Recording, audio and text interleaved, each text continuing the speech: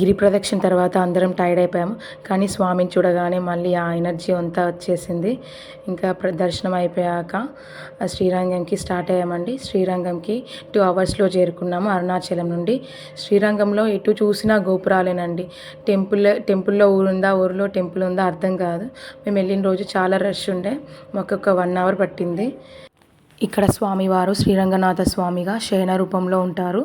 అమ్మవారు రంగనాయకి అమ్మవారులా ఉంటారు. ఇంకా దర్శనం అయిపోయాక ప్రసాదం టోకెన్ తీసుకొని అన్నప్రసాదం చేశామండి. చాలా బాగుంది. మీరు ఎప్పుడైనా వచ్చినప్పుడు ట్రై చేయండి. ఇంకా బయటికి వచ్చాక పిల్లలకి ఇక్కడ ఎలిఫెంట్తోని బ్లెస్సింగ్స్ తిప్పించాము. తర్వాత కావేరీ రివర్కి వెళ్ళామండి. కావేరీ రివర్లో కూడా కాసేపు నది స్నానాలు చేశారు. పిల్లలు చాలా ఎంజాయ్ చేశారు. రిఫ్రెష్మెంట్గా అనిపించింది వాళ్ళకు కూడా. కంటిన్యూస్గా ట్రావెలింగ్ అవుతుంది కదా.